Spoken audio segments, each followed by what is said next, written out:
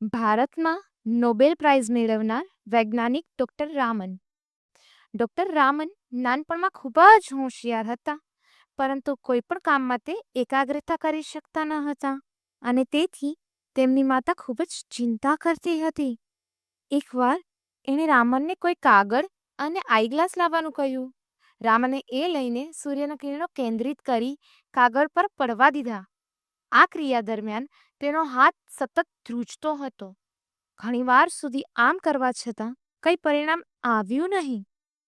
રામન આ આખી પ્રક્રિયાને ધ્યાનથી જોતા રહ્યા, પણ તેને કંઈ સમજાયું નહીં.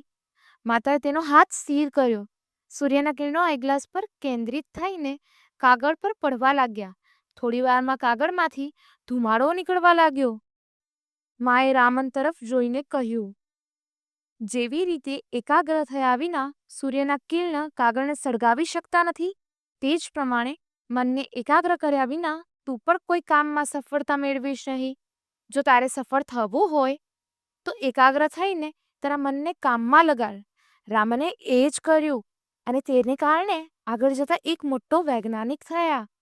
માટે બેટા, મનની દ્રઢ ઈચ્છા શક્તિ કોઈ એક કામમાં કેન્દ્રિત કરવું એટલે એકાગ્રતા.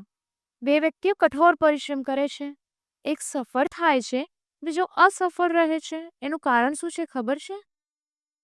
એનું કારણ છે સફળ વ્યક્તિએ પોતાનું કામ એકાગ્રતાથી કર્યું છે, જ્યારે અસફળ વ્યક્તિએ પોતાનું કાર્ય ભાર હટાવવું હોય એ રીતે કર્યું છે.